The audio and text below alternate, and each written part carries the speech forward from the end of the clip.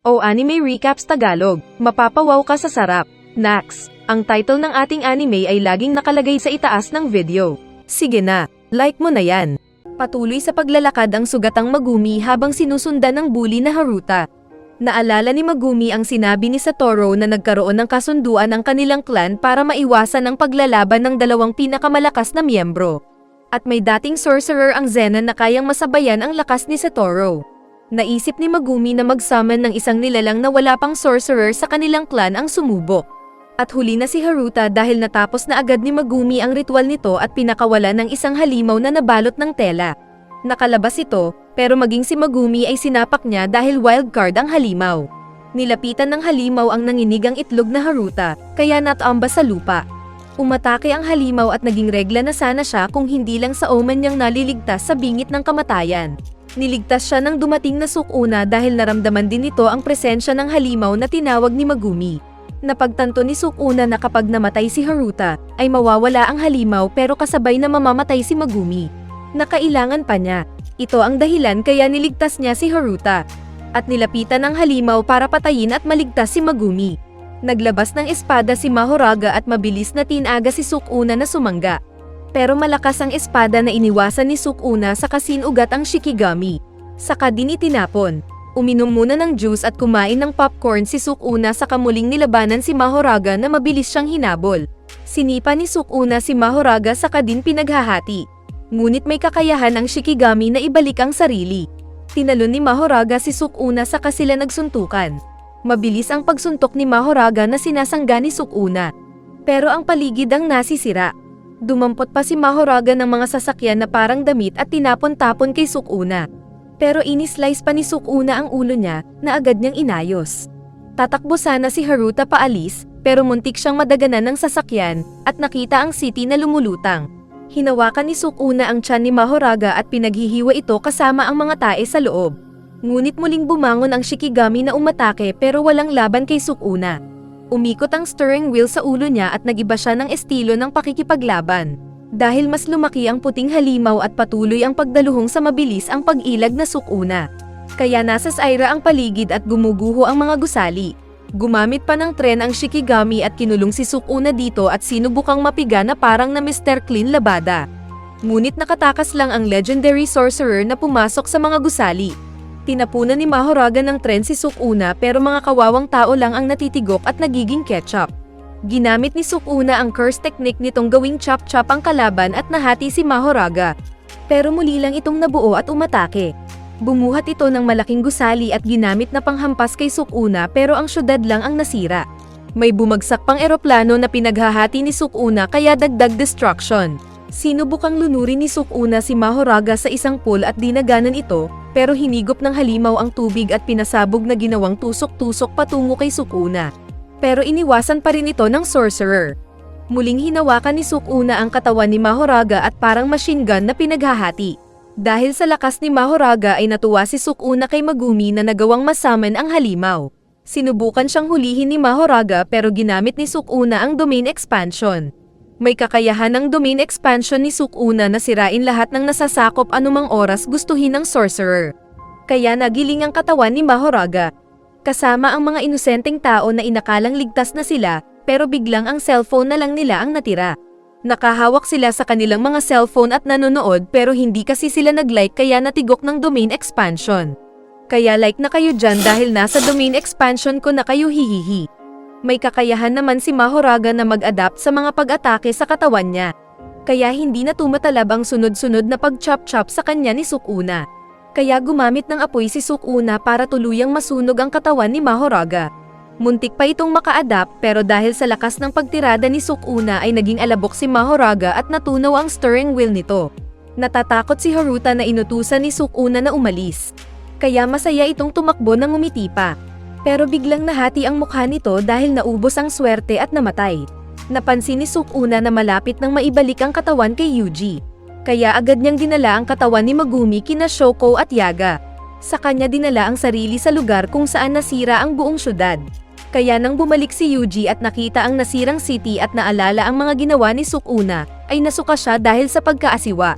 At mas ninais niyang mamatay habang umiiyak. Ngunit muli siyang tumayo at naalalang dapat lumaban para hindi lang maging mamamatay tao. At sa paglalakad ay naalala niya ang mga sinabi ng parehong good comments at bad comments sa kanya. Samantala ay ipinakita ang isang matandang businessman na naglalakad sa tabing dagat. Pero ito pala si Kento na buhay pa pero nasunog ang kalahati ng katawan. At pinadaan siya ng nakaupo sa sulok na si Mahito. Sa isip ng businessman na Kento ay retired na siya at nakatayo sa tabing dagat, ngunit ang totoo ay kaharap niya ang maraming mga halimaw. Hindi na niya alam ang nangyari sa mga kasamang sorcerer. At pagod na daw siya. Ngunit patuloy pa rin siya sa pakikipaglaban at pagpatay sa mga pangit na halimaw. Habang kasabay na nag-i-imagine na sa isip ay nagsasaya siya sa tabing dagat. Marami na siyang napatay, ngunit patuloy lang siya sa pagtaga hanggang makarating sa gitna ng mall. Pero natigil siya nang mahawakan ni Mahito. At kasabay na nakarating din doon si Yuji na nasaksihan ang nangyari. Nakita siya ni Kento, pero sa isip ay si Haibara ang kaharap na kaibigang namatay noon. Pero sinabi pa rin ni Kento kay Yuji na bahala na siya sa pagpatay sa kalaban. Saka siya pinasabog ni Mahito at naging longganisa. Dahil sa nakita ay nagalit si Yuji na sumigaw at nais bugbugin si Mahito. Ngunit nagtapon ng mutated na tao si Mahito at naging monster wall ito. Naging tusok-tusok pero winasak ni Yuji. May umatake pang malaking uod na hinawakan ng bida sa bunganga. Pero lumabas si Mahito at sinuntok siya sa mukha. Kaya nasugatan ang mukha ng bida na nagdugo ng marami. Nagtanong ang bida kung bakit pinaglalaroan ni Mahito ang mga tao. Pero nang aasar na ginawa ni Mahito ang kamay na kamukha ni Junpei na dating kaibigan ng bida. Saka ito tinusok sa ulo. At tumawa si Mahito na sinabing magkatulad lang sila ng bida. Naalala ulit ni Yuji ang sinabi ni Kento bago mamatay. At naghanda na lumaban bilang isang Jujutsu sorcerer. Ginamit ni Mahito ang halimaw bilang bakod ng ring na paglalabanan nila ni Yuji. At paglapit nila sa isa't isa ay nasipa agad ang mukha ni Mahito. Iniipit sila ng malaking uod ni Mahito kaya sinuntok at sinipa ito ni Yuji para lumuwang ng kaunti. At magawa niyang maiwasan ang mga nakakasugat na pag-atake ni Mahito. Sinuntok siya ni Mahito, kaya sinipa niya ito. Saka sila tuluyang inipit ng alaga ni Mahito. Pero pinasabog ito ni Yuji at lumabas na may kumpiyansa sa sarili. Naging barilang kamay ni Mahito na pinagraratrat ang bida, pero ang bala ay mga mutated na bola. Tinapunan ni Yuji ng malaking bakal si Mahito, ngunit hinati lang ito ng halimaw gamit ang blade na kamay. Sumakay si Yuji ng elevator. Nag-charge at sinuntok ang bubong. Kaya pagpasok ni Mahito ay lumabas ang bida sa bubong at binalak siyang suntukin sa likod. Ngunit umikot ang loko na niyakap si Yuji, sabay halik ng matulis na lips. Na iniwasan ni Yuji. Sumuntok pa si Yuji pero hindi tao ang kalaban. Naglambitin si Yuji sa cable samantalang nahulog ang elevator kasama si Mahito. Ngunit bumalik ito bilang malaking bulate. Kaya tumakbo ang bida sa labas. Saka nagpahabol kay Mahito na namamanyak sa kanya. Tumakbo si Yuji sa isang pasilyo at pagliko ay may nakitang dalawang lalaki. Paglapit niya sa dalawa ay biglang lumabas ang kamao ni Mahito sa bunganga ng isa. Kaya nasaktan ang bida. Lumabas si Mahito na hinawakan ng isa pang tao at ginawang espada. Nais daw basagin ni Mahito ang pagiging palaban ni Yuji. Ipinakita ang ginawa kanina ni Mahito noong kasama niya ang iba pa. Nang mag-racing sila kanina kay Jogo ay biglang nahati sa dalawa si Mahito. Kaya nagulat si Jogo. Ang isang Mahito na lumabas sa lansangan ay nakasalubong ni Nobara. Alam ni Nobara na kapag mahawakan lang siya ni Mahito ay matatalo siya. Nagpalipad ng pako si Nobara na sinipa patungo sa ulo ni Mahito. Saka ito pinasabog. Ngunit tinanggal lang ni Mahito ang pako sa ulo habang iniisip na dadalhin ang bangkay ni Nobara kay Yuji para masira ang kaluluwa ng bida. Patuloy na nang huli ng mga tao si Mahito habang naglalaban sila ni Yuji. At isang lalaki ang tinulungan ni Yuji na nang lumingon ay biglang naging pangit sa kapasumabog. Sabay binalak siyang paluin sa likod ng kalaban. Sa labas naman ay patuloy ang balak paghuli ni Mahito kay Nobara na tumatakbo. Nagtago ang babae sa bubong at pinatamaan ng pako ang ulo ni Mahito. Saka mabilis na iniiwasan ang paghuli sa kanya ni Mahito. Lumabas si Mahito sa likod niya pero agad lumayo ang babae. Ngunit dahil nagagawang mag-ibang anyo ng doppelganger ni Mahito ay natusok ang balikat ni Nobara. Saka din agad sinugat ng mala Wolverine na pangkalmat ng kalaban. Kaya sinubukan ni Nobara ang isa pang teknik at tinalon si Mahito kasabay ng paggamit ng mga pako sa paligid. Naghanda ng pako si Nobara at pinukpok ang ulo ng doppelganger ni Mahito gamit ang pangkulam nito. Kaya nasaktan ang tunay na Mahito na kalaban ni Yuji. Dahil dito ay hindi makakilos ng mabuti ni Mahito. At malaya siyang binubugbog ni Yuji gamit ang malakas nitong kamao at para siyang tae na naipit sa poste. Habang sinusuntok ang kalaban ay nagpapasalamat naman ang bida kay Nobara dahil sa pagtulong nito. Dahil gumana ang pangkukulam ni Nobara kay Mahito, ay mabilis na tumakbo ang doppelganger. Pero hinabol ito ng babae dahil ayaw niyang maging kalaban ito kalaunan. Sinuntok ni Yuji si Mahito ngunit bigla itong naging madaming mukhang candy. Nakita niya ang isang inakalang pinakakatawan at pinitpit, pero mali. Patuloy niyang hinabol si Mahito hanggang makita ang isa pang dumating na doppelganger at nagulat dahil dalawa sila. Pero mas nagulat siya nang makita si Nobara na mabilis tinatakbo ng tunay na Mahito. Hindi na niya napigilan ng mabilis na hinawakan ni Mahito si Nobara sa mukha. Saka sinuntok ang doppelganger na naitapon sa tabi. Natigilan at hinawakan ni Nobara ang mukha at ipinakita ang nakaraan noong bata pa siya. Isang babae ang binubuli ng mga kaklase nilang lalaki. Kaya tinulungan ito ni Nobara na makuha ang backpack. Saka sinipa ang mga bully na lalaki. At nang magalit ang guro ay nagpahabol siya dito habang pinagtatawanan ang matanda. Naging close sina Nobara at ang bagong kaibigan nitong si Fumi. At nagpunta sila sa kinaroroonan ni Sari, kung saan binigyan sila ng masarap na kape. Ngunit pagkatapos ng ilang buwan ay naging marumi ang bahay ni Sari dahil nalagyan ng graffiti at basura sa harap ng bahay. At umalis din kalaunan kaya naiyak si Nobara. Nang lumaki na si Nobara ay nagpaalam na siya kay Fumi para mag-aral sa city. Kaya naiiyak si Fumi sa pag-alis ng kaibigan. Naalala ni Nobara ang pangako nila noon ni Fumi at Sari na magkikita silang tatlo paglaki nila. Pero hindi na daw ito matutupad. Saka sinabi pa ni Nobara kay Yuji na sabihin daw sa mga kasama nila na hindi naging boring at malungkot ang buhay niya. Saka sumabog ang mukha ni Nobara sa harap ng bida at namatay na virgin. Naalala ni Yuji noong magkakasama silang tatlo at aksidenteng natapunan ng kape ni Nobara ang polo ni Satoru. Sinubukan nila itong linisin ngunit mas lalong pumangit.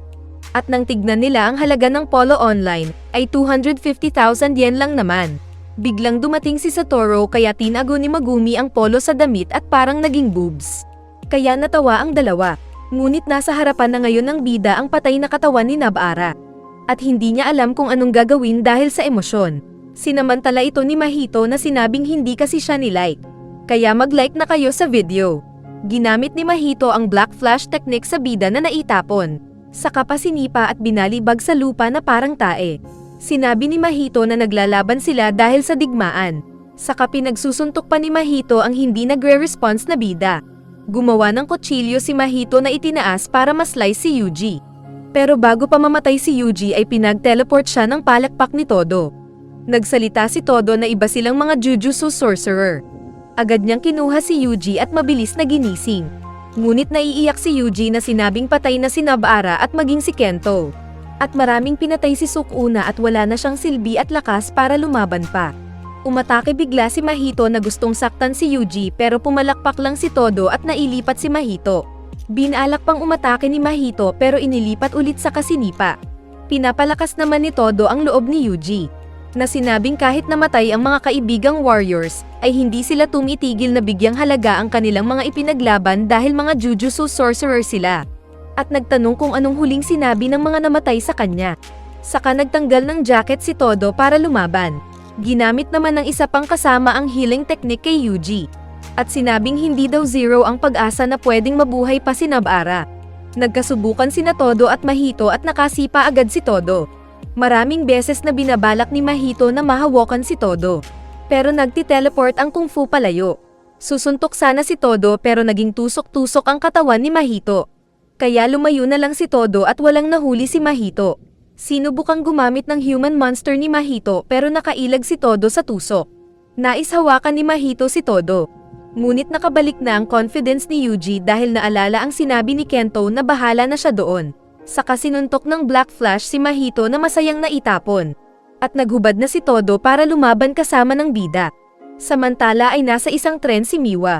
Kausap niya ang isa pang feed ni Mekamaru na sinabi ang tunay na nangyayari sa Shibuya at sa pagkamatay niya ilang araw na ang nakalipas. At siya rin ang nagmanipula para hindi mapunta ng Shibuya ang mga kasamang sa tingin niya ay hindi makakaligtas sa laban. Sinabi din ang pag-ibig niya kay Miwa. Kaya naiyak ang babae sa narinig lalo at patay na si Kokichi. Lahat ng ito ay narinig ng iba pang kasama ni Utaheim na nanggaling sa iba namang misyon. Pinagdalawahan ni Todo at Yuji si Mahito. At napunta sila sa isang banda kung saan maraming sirang poste. Saka naging dalawa ulit si Mahito. At patuloy silang naglaban. Kalaunan ay naisip ni Mahito na patayin muna si Todo bago si Yuji. Kaya naglabas siya ng halimaw na tren at hinabol sila. Ginamit ni Todo ang pag-teleport at iniwasan ang pagkagat ng halimaw. Pero nagkahiwalay sila ni Yuji at hinahabol siya ni Mahito. Ginagawang armas ni Mahito ang mga nahahawakan na walang malay na mga tao. Gamit ang taong espada ay sinubukang ma-slice si Todo pero tumakbo ito. Saka din sumangga ang Kung Fu Master. At nang binalak siyang hawakan ni Pangit ay nag-teleport ito at sinipa si Mahito na naitapon sa elevator na tumaas. Nakalaya din si Yuji sa pagkakaipit, at mabilis silang nagkita at nagsama ni Todo para puntahan ang kalaban. Nang makita nila si Mahito ay nagtapon ng malakas na bato si Yuji patungo kay Mahito. At sinabayan nitong mag-switch ni Todo kaya siya ang nag-charge sa ere, at gumawa ng Black Flash attack nang maabutan si Mahito. Ngunit sinabi ni Mahito na hanggat hindi nasasaktan ang kaluluwa nito ay walang silbi ang pag-atake ng mga bida. Nagsuka pa si Mahito ng maraming mga monsters kaya nasira ang gusali at napunta sila ng labas. Biglang pinagpalit ni Todo ang lokasyon ni Yuji at Mahito. At nang umatake ng sipa ang bida ay hiniwalay ni Mahito ang sariling ulo. Sa kabinalak hawakan si Todo na mabilis namang umilag. Gumawa ng maskuladong halimaw si Mahito para maging patas ang laban. At mabilis itong umaatake kay Yuji. Inakala ni Todo na 80% ang lakas nito samantalang 20% ang lakas ni Mahito. Kaya pinagpalit ni Todo ang kanilang kalaban para mas madaling matalo ni Yuji si Mahito. Kaya si Yuji ang kinalaban ni Mahito samantalang ang malaking humanoid ang kalaban ni Todo. Umatake si Todo pero nakailag ang kalaban, at siya ang nasaktan sa lakas ng pagsuntok ng kalaban. Naitapon siya sa nasirang gusali, saka din siya sinundan ng kalaban. Nagtapon si Todo nang agad din niyang pinagpalit ng sarili kaya napunta sa likod ng kalaban at mabilis na sinuntok nito. Susuntok pa sana siya pero tigok na ang kalaban sa isang suntok. Pero may dalawa pang kalaban sa likod na agad din niyang pinusisyonan. Dahil wala na si Todo ay malaya na si Mahito na nagtapon ng mga ginawa nitong uod paatake kay Yuji. Naitapon si Yuji pataas at binalak kainin ng isang uod, pero binato niya ito ng karatula. Tinapon ni Mahito si Yuji at nang habulin ito ay napunta ulit sila kay Todo na natalo na ang mga kalaban. Kaya naisip ni Mahito na gamitin ang domain expansion ng panandalian nang hindi niya masasagi si Sukuna. Mabilis na nag-perform ng domain expansion si Mahito kaya agad na ginamit ni Todo ang depensa laban sa mga domain. Mabilis ang pagtakbo ni Yuji para sana mapigilan si Mahito ngunit mas mabilis ang kalaban. Nagkita sina Mahito at Sukuna pero sinabi ni Mahito na ligtas siya sa mga kamay ni Sukuna. Ginamitan ng power ni Mahito ang kamay ni Todo na nag-bulge, kaya agad pinutol ng lalaki gamit ang isa pang kamay. Saka tin-arget siya ni Mahito para patayin gamit ang Black Flash technique. Sumangga si Todo sa tiyan gamit ang buong cursed energy. Ngunit napasok pa rin siya ng dugo. Aatake sana ulit si Mahito ng isa pang Black Flash, pero natigilan siya nang mahulog ang kwintas ni Todo na laman ang litrato ni Yuji at ng chicks na paborito nito. At sa imagination ni Todo ay pinagsusuntok nilang pareho ng babae ang walang laban na Mahito. Nang makalapit si Mahito ay tinapik ni Todo ang kamay nito kaya nagkapalit sila ni Yuji na nakahanda na ang Black Flash attack. At nasuntok ulit ang mukha ng kalaban. Dahil sa pagtapik ay nasira ang kamay ni Todo pero nanghina na siya at bumagsak. Wala na sila sa domain ni Mahito at mabilis ang paglapit ni Yuji kay Mahito. Nang sandaling iyon ay nabuksan na ang hinihintay ni Mahito na final transformation dahil sa pagkakaintindi sa Black Flash technique. At naging mas pangit na halimaw ito na may buntot. Ganun pa man ay hindi pa rin natakot ang bida na sinalubong ang pangit at naglaban sila. Ngunit nang sinuntok ni Yuji ang kalaban ay mas matigas na daw ang katawan nito. Saka nasugat pa si Yuji na napaatras. Muling umatake si Mahito at mas lalong nasugat si Yuji. Bumawi si Yuji ng mga suntok, pero parang bakal sa tigas ang nagpaubaya na Mahito. Saka ulit hinuli si Yuji at ni-wrestling sa lupang nabitak. Kaya nahulog sila sa ilalim na may tubig. Naisip ni Yuji na tanging Black Flash ang magagamit niya para matalo ang bagong anyo ni Mahito. Pero pagtayo niya ay nanlalambot ang paa niya. Aatake pa ulit sana ng suntok ang pangit, pero nasaktan siya at nasuka ng dugo dahil daw sa paggamit ng instant domain kanina. Alam ng dalawa na malapit na silang malowbat, pero umatake pa rin si Mahito ng malakas na suntok na kinagulo ng lupa. Pero pagtingin niya ay nakahanda na ang Black Flash ni Yuji sa kanya, kaya mabilis siyang umilag at nagpatalbog-talbog. Muli siyang umatake ng sariling suntok na iniwasan ng bida at sinuntok ang balikat niya. Hindi niya naramdaman agad ang sakit, pero ginamit ni Yuji ang time lag kaya late ang sakit sa katawan niya. Binalak ni Mahito na saksakin si Yuji, ngunit dumating si Todo na nagpapansin at pumapalakpak gamit ang putol na kamay. Kaya naistorbo si Mahito na sumuntok sa likod, pero nawala na ang power ni Todo. Kaya nabigyan ng pagkakataon si Yuji para masuntok siya ng malakas nitong Black Flash. Kaya naitapon si Mahito na naging balik sa itsurang tao. At pansamantalang nawala ang kapangyarihan nito. Sinabi ng bida na papatayin niya si Mahito dahil wala na siyang rason pa. At kapag muling nabuhay ito bilang curse at iba ang itsura, ay papatayin pa rin niya. Feeling ni Mahito ay nasa winter sila at hinahunting siya ni Yuji. Tumakbo siya pero naputol ang paa. At paglapit ni Yuji ay pinagbabato niya ito. Ngunit sinuntok, saka sinipa siya ni Yuji. Paglingon niya ay nakita niyang bigla si Geto na nagtanong kung nais ba niyang iligtas siya. Samantala ay naka-beast mode si Panda na hinahanap si Atsuya. At nakita itong nagtatago sa ilalim ng isang bato hawak ang samurai. Sinabi ni Atsuya na dahil wala na si Satoru ay hindi na niya papanigan ang pagkaligtas ni Yuji. Ito ay dahil sa pagkasira ng buong city. Nagmumukmak pa rin si Choso na nag-iisip tungkol sa memory na kasama niya si Yuji at masaya silang apat ng mga kapatid. Saka siya nagtanong kung ano si Yuji, at kung ano din siya. Dahil dumating si Geto ay binilisan ni Yuji ang pagtakbo para tapusin si Mahito. Ngunit nagpalabas ng curse spirit si Geto na inistorbo si Yuji na feeling nahulog pero natambal lang pala. Tumalon si Yuji para sumuntok, ngunit sinalubong siya ng maraming mga centipede at pinigilan siyang makaabante at nahulog pa sila sa butas. Kaya nasaktan na nakadapa ang bida. Binalak hawakan ni Mahito si Geto na agad namang umilag. Saka ginamit ang kapangyarihan para gawing orb si Mahito. Tumakbo pa ito na parang tae, ngunit hindi rin nakatakas at naging Jolens. Saka din kinain ni Geto ang orb na kinaroroonan ni Mahito. Pagtingin niya sa taas ay naroon si Momo na may dalang ilaw. Pinag-ilaw niya ito kaya nakuha ng mga kasama ang senyal niya at nagpana ng marami si Noritoshi patungo sa kinaroroonan ni Geto. Pero madali na lang nasalo ni Geto at iniwasan ang mga lumipad na palaso. Mabilis din niyang sinangga ang bala ng baril ni Mai na gumamit ng sniper gun.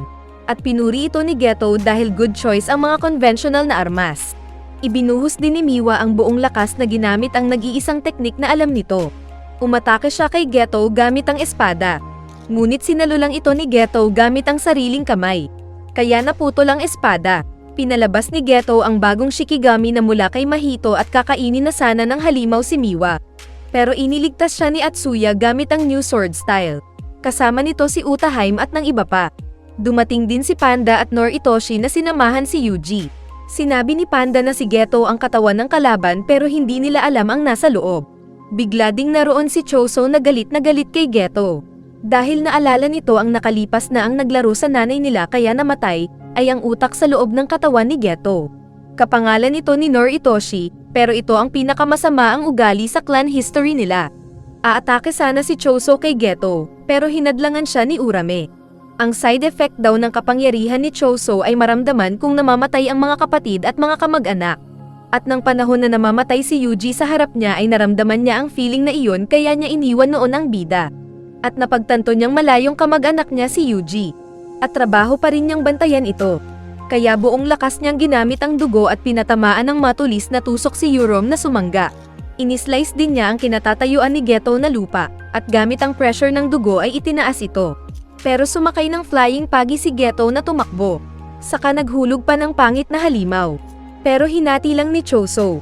Pinag-ulan ni Choso ng tinik na dugo sa paligid ni Geto pero umilag lang ito at mabilis na nilapitan si Choso. Naghanda ng kutsilyong dugo si Choso pero mabilis siyang nasuntok ni Geto mula sa likod.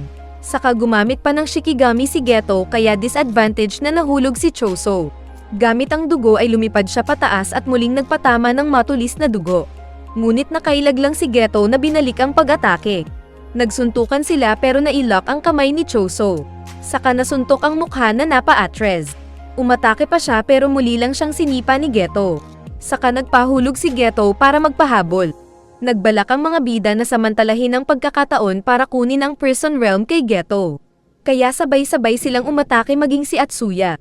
Pero nakialam din si Urame na naglabas ng kapangyarihan nitong yelo at natrap silang lahat. Sinabi ni Geto na gusto niyang buhayin silang lahat. Pero wala daw dahilan sabi ni Urame. Dahil malakas ang kalaban ay nais na daw umuwi ni Atsuya. Sinubukang tumakas ni Choso sa yelo pero nilapitan siya ni Urame at tinutukan sa ulo. Ngunit agad niligtas ni Yuji si Choso. Hindi makapaniwala si Yuji nang sinabi ni Choso na older brother siya ng bida. Umatake din si Momo pero sinanggalang ito ni Urame. Galit na sinabi ni Urame na si Yuji lang ang matitirang buhay na magiging messenger. At saka nito binalot ang lahat gamit ang yelo. Pero dumating bigla si Yuki at nagtanong kung anong chicks ang crush ni Geto. Subalit naroon lang pala siya para bigyan ng oras ang mga kasama. Pinag-usapan nila ang nasabi niya noon kay Geto kung paano matanggal ang problema tungkol sa cursed spirits. At ipinaliwanag na hindi applicable ang layunin dati ni Geto na patayin lahat ng taong hindi sorcerer. Dahil tanging Japan lang ang maraming sorcerer.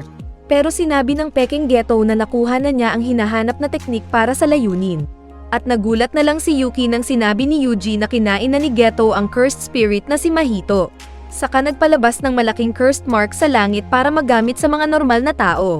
May tao na magiging outer body katulad ni Yuji at mga taong may sariling cursed spirit pero nag-uutak tao. At balak ni Geto na gawin silang lahat na malakas para maglaban-laban. Saka tinanggal na daw ni Geto ang seal sa mga namarkahan na niya ng cursed technique niya. Walang ano-ano ay biglang naging tubig ang ice power ni Urame. At bumagsak ang babae dahil naramdaman niyang nalason. Dahil pala ito sa dugo ni Choso na kasali sa blood manipulation power niya. Saka pinalabas ni Geto ang sangkatutak na mga cursed spirits na naipon nito mula sa lupa. Kasama na ng dating mga naipon ng original na Geto. Ipinakita ni Geto ang kulungan ni Satoru kay Yuji saka din nagpaalam. At sinabi pa kay Sukuna na malaki ang expectation niya sa kanya dahil iyon daw ang bagong era ng mga Jujutsu. Dahil sa nangyari sa Shibuya ay nagkagulo ang gobyerno at opisyales ng Japan. At hindi nila alam kung ilalathala sa media ang tungkol sa mga cursed spirits. Isang reporter ang nagre-report ng may sumabog. Sumigaw ang reporter na naging regla at agad ding inatake ng halimaw ang cameraman. Nagulat naman yung ilang nanonood. Pero maging sila ay biglang kinain ng cursed spirit.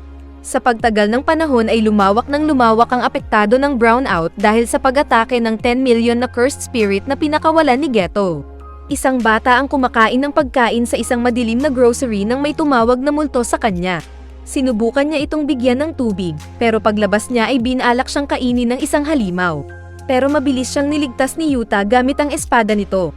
Nag-uusap pa sila ng bata nang nagbuka pa ang bibig ng halimaw kaya tinapon ito ng cursed spirit ni Yuta. Kalaunan ay ipinakita si Yuta na sinabing papatayin niya si Yuji dahil sa pagputol nito sa kamay ni Toge na kaibigan niya. Nagpanukala ang Jujutsu HQ na pinatawan ng death sentence sina Geto, Yaga at Yuji. At hindi rin pwedeng palayain sa seal si Satoru dahil ang gagawa nito ay paparusahan. Kalaunan pa ay tuluyan ng kinain ng kadiliman ang malawak na bahagi ng Japan. At sa pagtatapos ng series ay ipinakita si Yuji na madami ng peklat sa mukha. At pagpalakpak ay lumabas ang isang halimaw.